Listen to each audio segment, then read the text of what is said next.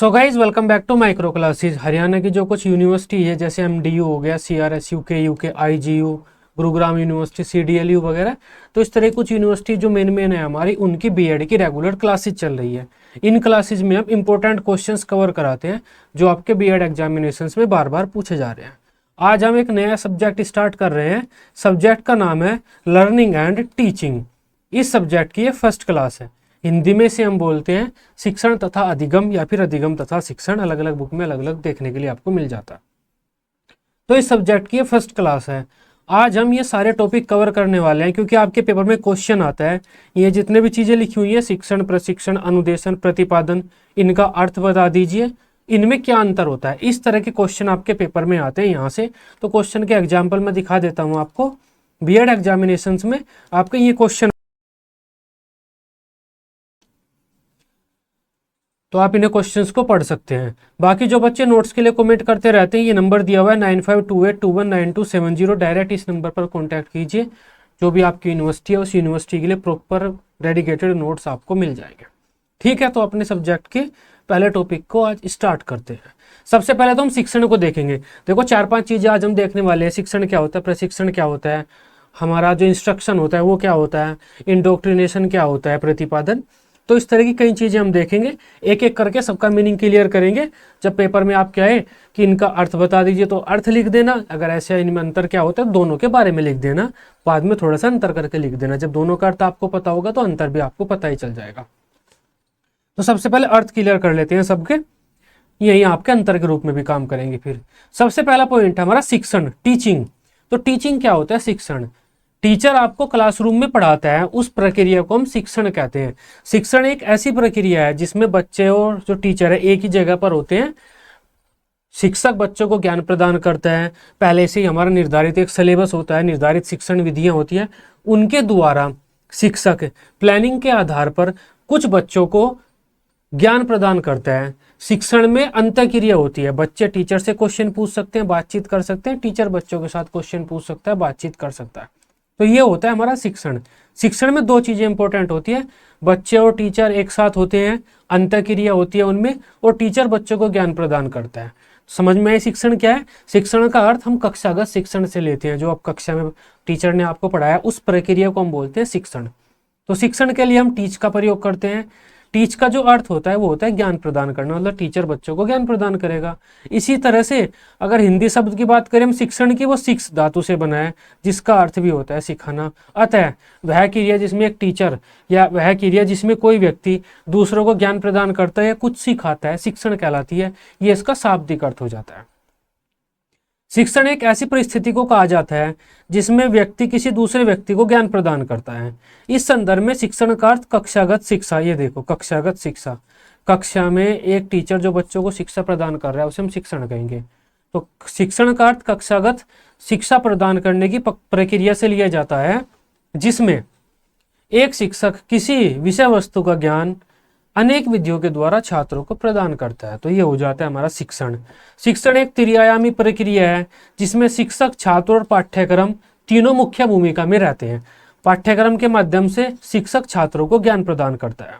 शिक्षण में अंतःक्रिया होती है, अंतःक्रिया मेन होती है शिक्षण में। अंतःक्रिया मतलब टीचर और स्टूडेंट आपस में बातचीत करेंगे, आपस में क्वेश्चन आंसर करेंगे। अतः शिक्षण शिक्षक और विद्यार्थी के बीच होने वाली एक अंतःक्रिया है जिसके परिणाम स्वरूप छात्रों के व्यवहार में परिवर्तन होता है और उनके ज्ञान में वृद्धि होती है। ये एक बहुत ही बेहतरीन परिभाषा है शिक्षण की। पेपर में लिखाना, ऐसे डार्क हेडिंग से लिख देना, मतलब इसके नीचे अंडरलाइन वगैरह कर देना।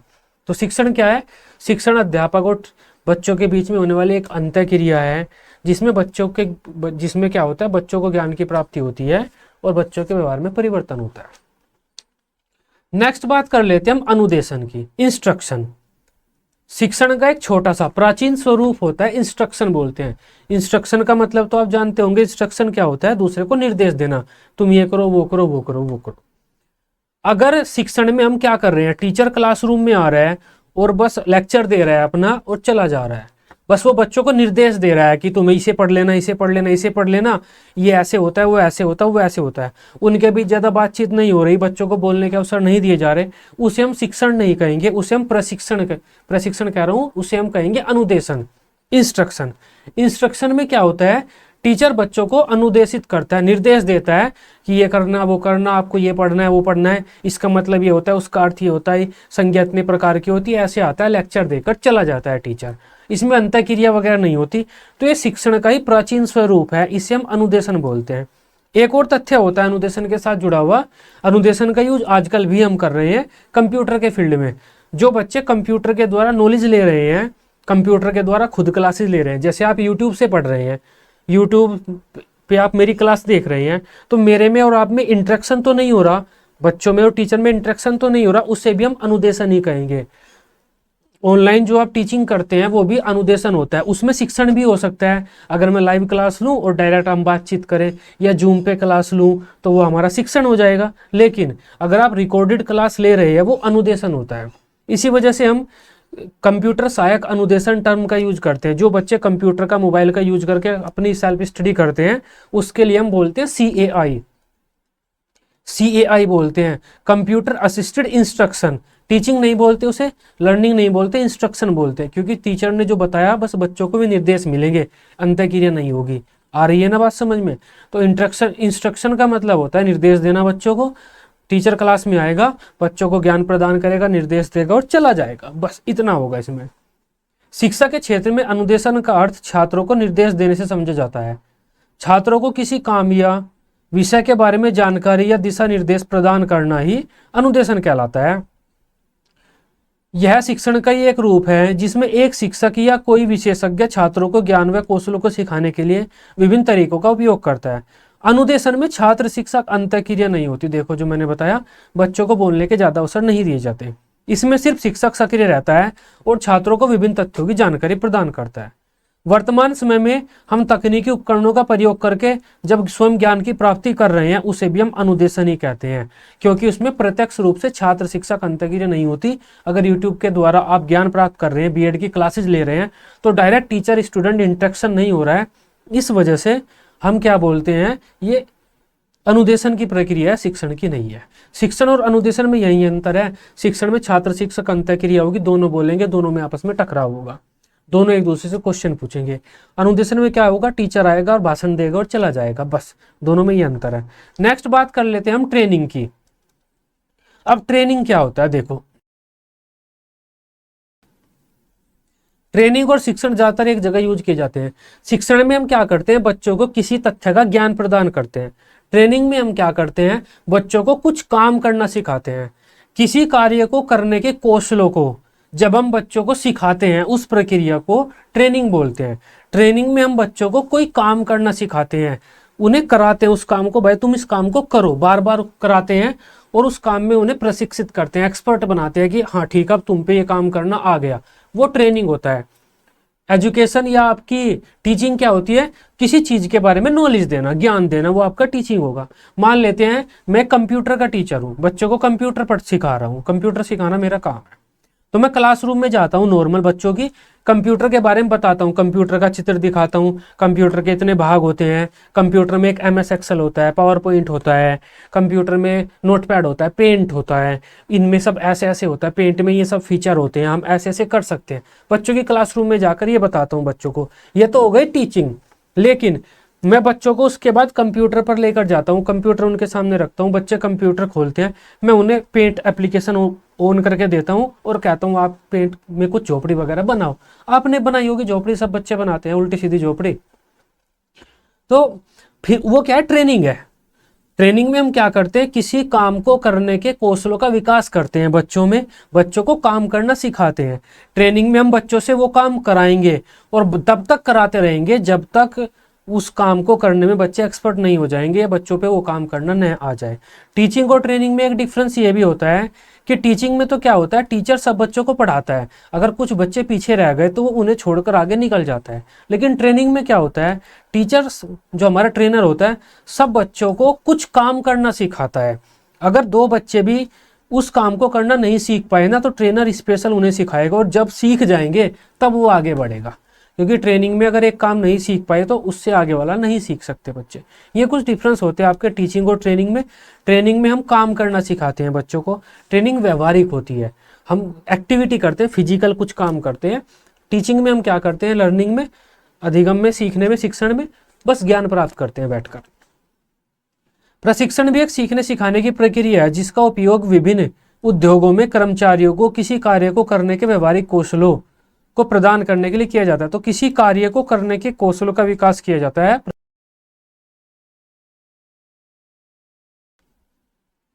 नेक्स्ट है हमारा, प्रशिक्षण द्वारा किसी व्यक्ति में किसी विशेष को कार्य को करने के लिए आवश्यक ज्ञान, कौशलों और योग्यता का विकास किया जाता है। मतलब समझ में आई बात, किसी कार्य को करने के लिए जो ज्ञान, कौशल और योग्यता चाहिए उसका हम विकास करते हैं, मतलब एक्चुअल में वो काम करना सिखाते हैं बच्चों को। प्रशिक्षण ज्ञानात्मक पक्ष से संबंधित न होकर क्रियात्मक पक्ष से ज्यादा संबंधित होता है। ये ज्ञानात्मक पक्ष से कम है, इसको कम कर लेना। प्रशिक्षण हमारा ज्ञानात्मक पक्ष से कम संबंधित होता है और क्रियात्मक पक्ष से ज्यादा संबंधित होता है। वर्तमान समय में शिक्षा के व्यवसायीकरण के तहत विद्यालयों में भी छात्रों को विभिन्न कार्यों को करने का प्रशिक्षण दिया जाता है। महात्मा गांधी जी के टाइम से प्रशिक्षण दिया जा रहा है, टोकरी बनाना, पत्तल बनाना, नक्काशी करना। हमारा जो वैदिक शिक्षा थी, बौद्ध शिक्षा थी, उसमें मूर्ति बनाना, ये सब क्या था, सिखाते थे हम बच्चों को, वो प्रशिक्षण ही था एक तरह का। तो शिक्षा का व्यवसायीकरण हमने किया हुआ है आजकल, उसके तहत हम विद्यालय स्तर पर ही बच्चों को बहुत सारे कार्य करने का प्रशिक्षण प्रदान करते हैं। शिक्षा की समाप्ति के बाद बच्चे इन कार्यों को ही करते हैं। जैसे हम बच्चों को ITI करा रहे हैं, पॉलिटेक्निक करा रहे हैं, वो क्या है, एजुकेशन के रूप में बच्चों को ट्रेनिंग दे रहे हैं। और शिक्षा समाप्ति के बाद बच्चे क्या करते हैं, उस जो ट्रेनिंग उन्हें मिली है उसके तहत ही कुछ काम करने लगते हैं। जो हमारी कंपनी होती है, जो हमारी जो फैक्ट्रियां, कंपनियां चल रही हैं, इनमें प्रशिक्षण का ही यूज किया जाता है। जब कोई नया कर्मचारी भर्ती होता है तो कुछ दिन तक उसे कार्य करने का प्रशिक्षण दिया जाता है कि आपको ये कार्य करना है, 15-20 दिन तक की आपकी ट्रेनिंग होगी। इस प्रकार कहा जा सकता है प्रशिक्षण एक ऐसी कौशलात्मक क्रिया है जिसमें किसी को कुछ करना सिखाया जाता है। समझ में आ गई बात, प्रशिक्षण में हम करना सिखाते हैं बच्चों को कुछ। नेक्स्ट बात करते हैं अब हम, जो है हमारा प्रतिपादन या मतारोपण। अच्छा है, ये इंपॉर्टेंट है, इसके बारे में बच्चे बहुत कम सुनते हैं, लेकिन ये अच्छा पॉइंट है, आपको इंटरेस्ट आएगा इसे पढ़ने में। प्रतिपादन क्या होता है, मतारोपण क्या होता है? किसी एक विचार को दूसरों पर थोप देना प्रतिपादन कहलाता है, या मतारोपण। मतारोपण मतलब इंडोक्ट्रिनेशन, मत को आरोपित कर देना, अपने मत को दूसरों पर आरोपित कर देना, मतारोपण। मतारोपण में क्या होता है, हम कोई एक विचार दूसरों पर आरोपित कर देते हैं, दूसरों पर थोप देते हैं और उनसे ये उम्मीद करते हैं कि वे बिना तर्क वितर्क करे, बिना सोच विचार करे, बिना मेरे से क्वेश्चन आंसर करे, जो मैं बात उन्हें बता रहा हूं उसे मान ले, उस पर ही पूरा आंख बंद करके भरोसा करें और उसी के अनुरूप कार्य करें। मतारोपण में मैं अपना कोई भी विचार दूसरों पर थोप देता हूं और उनसे ये उम्मीद करता हूं कि वे बिना चिंतन मनन करे मेरे विचार को एक्सेप्ट कर ले और उसी के अनुरूप कार्य करे हमेशा। ये होता है मतारोपण। जैसे अगर मैं नास्तिक हूं, मैं एक टीचर हूं, मैं नास्तिक हूं, तो मैं बच्चों को कह देता हूं भगवान कुछ नहीं है, वो सब फालतू के ड्रामे हैं। और इस बात को मैं इतना कहता हूं, क्लास में बार बार कहता हूं कि ये बात बच्चों के मन में जाकर बैठ जाती है, अरे भगवान कुछ नहीं होते। वे घर पर जाकर भी यही बात बताते हैं फिर सबको। ये क्या है, मतारोपण है। भगवान है या नहीं है यह कोई फिक्स तथ्य नहीं है, सबके अपने अपने विचार हैं। हो सकता है कोई बच्चा पूरा आदर्शवादी हो, भगवान को पूरा मानता हो, धार्मिक प्रकृति का हो, लेकिन मैंने अपने मत को उस पर आरोपित कर दिया। ये क्या है, मतारोपण है। शिक्षा के क्षेत्र में हम मतारोपण को अच्छा नहीं मानते हैं, हम मतारोपण करने से बचते हैं शिक्षा के क्षेत्र में। मतारोपण का आप एक दूसरा एग्जाम्पल ये ले सकते हैं, हमारे एक स्वतंत्रता सेनानी थे सुभाष चंद्र बोस, उनकी मृत्यु कैसे हुई कुछ पता नहीं है। सुनने में आता है कि उनके जहाज का एक्सीडेंट हो गया था किसी तरह से, लेकिन फिक्स नहीं है। अगर कोई टीचर ये कहता है 10 किताबों में ये लिखा हुआ है कि सुभाष चंद्र बोस की मृत्यु के बारे में कोई प्रमाण नहीं है, लेकिन एक किताब में ये लिखा हुआ है कि सुभाष चंद्र बोस हवाई जहाज से उड़ रहे थे और हवाई जहाज का एक्सीडेंट हो गया था और उनकी मृत्यु हो गई। 10 किताब में लिखा हुआ है कुछ पता नहीं है, लेकिन एक किताब में लिखा हुआ है कि हाँ ठीक है उनकी मृत्यु हो गई थी। तो अगर मैं टीचर के रूप में बस उस एक किताब की बात को बच्चों के दिमाग में डालता हूँ, उन पर आरोपित करता हूँ, बार बार उसी बात को कहता हूँ और ये कहता हूँ कि यही सही है, वो क्या है, मतारोपण है। मुझे दोनों बातें बतानी चाहिए या एक बात को फिक्स तरह से बच्चों के मस्तिष्क में नहीं बैठाना चाहिए। इसे हम मतारोपण बोलते हैं, इंडोक्ट्रिनेशन बोलते हैं। मतारोपण का यूज हम कहाँ करते हैं, अपनी सांस्कृतिक क्रियाओं में करते हैं। सांस्कृतिक क्रियाओं में, धार्मिक क्रियाओं में, हमारी जो धार्मिक क्रियाएं हैं कि हमारे सभ्यता, हमारे लड़कियों को बाहर नहीं भेजना, लड़के बाहर का काम करेंगे, लड़कियां घर का काम करेंगी, ये बात बच्चों के मन में बैठा दी जाती है। लड़कियों के मन में ये बात बैठा दी जाती है, लड़की अगर पैदा हुई तो उसके शादी में खर्चा होगा बेफालतू में, जबकि तो खुद लड़की है। तो ये क्या मतारोपण है।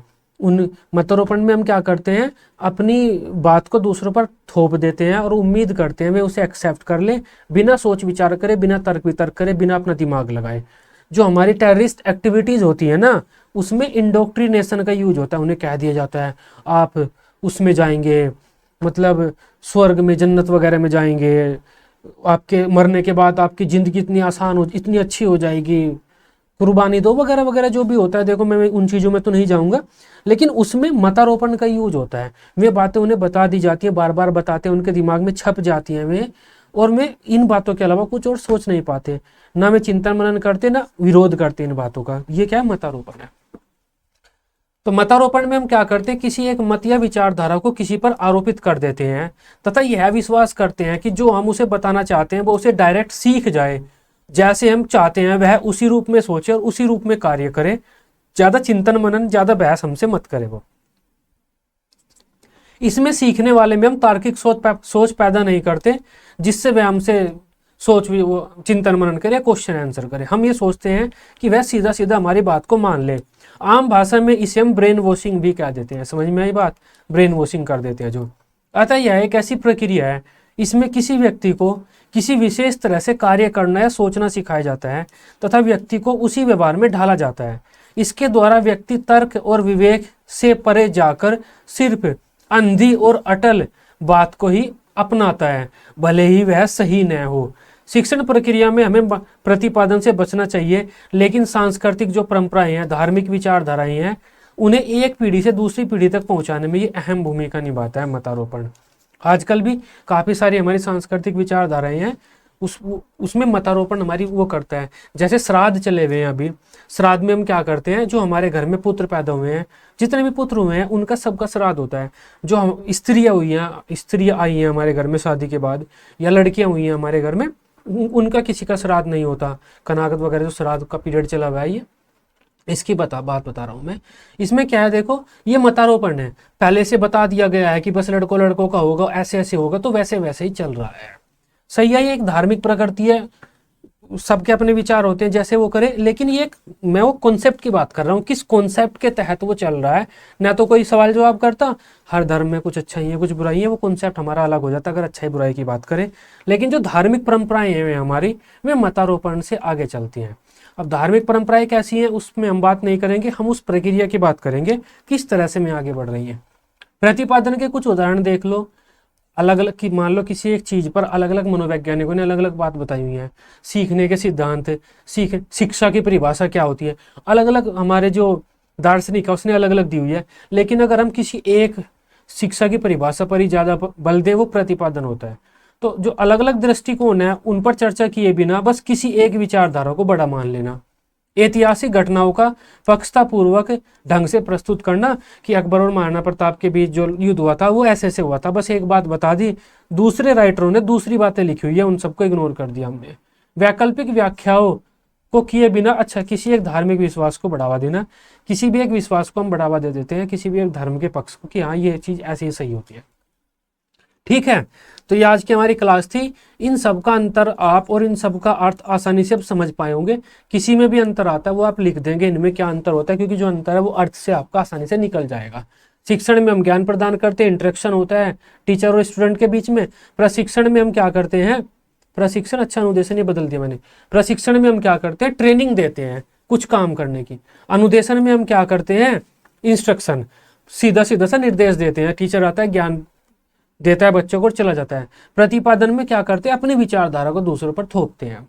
ये सब क्या है, इंपॉर्टेंट पॉइंट है, लॉन्ग क्वेश्चन में आपके पेपर में आता है। देखो समझ में आई बात। बाकी नोट्स के लिए ये नंबर दिया हुआ है, जो कुछ बच्चा अभी भी नोट्स के बारे में पूछ रहे हैं, 9528219270, इस नंबर पर कॉन्टैक्ट कर लीजिए आप, आपको सारी डिटेल्स यहाँ पर मिल जाएगी। आई होप इस टॉपिक को आप बेहतर तरीके से समझ पाए होंगे। वीडियो अच्छी लगी हो आप इसे बीएड ग्रुप में दोस्तों के साथ शेयर कर सकते हैं। बीएड की सभी सब्जेक्ट की डेली रेगुलर क्लासेस लेने के लिए आप इस चैनल को सब्सक्राइब कर सकते हैं। Till then, bye bye, take care.